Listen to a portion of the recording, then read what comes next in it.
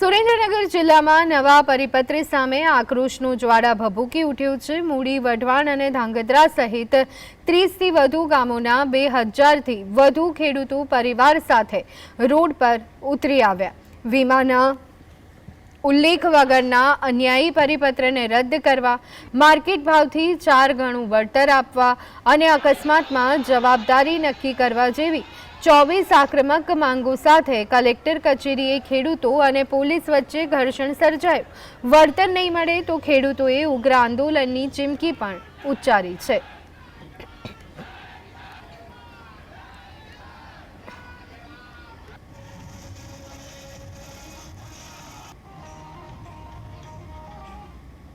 માંગ છે કે અમને 400% વળતર મળે, કોરિડોરમાં 260%।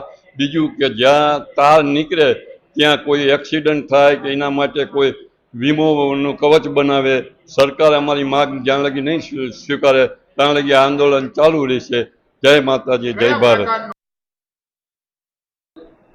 ટાવરના 200%ના બદલે 400%ની અમારી માંગ છે, કારણ કે એ વિસ્તારમાં અમારે 25 વર્ષ સુધી કોઈ વાવેતર થાય એવું નથી, એટલે અમારે 400%ની માંગ છે।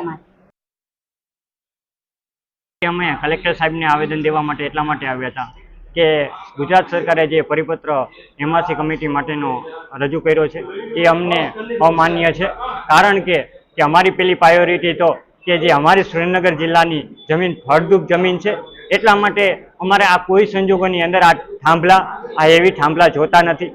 જો સરકાર રણ વિસ્તારની અંદર કાંઠે ન લેવા માંગતી હોય તો આ અંડરગ્રાઉન્ડ જે હમણાં ગુજરાત સરકારે એમ જાહેર કર્યું છે કે શહેરી વિસ્તારની અંદર અંડરગ્રાઉન્ડ વાયર નાખવામાં આવશે, તો ગ્રામ્ય વિસ્તારને કેમ ન નાખવામાં આવે?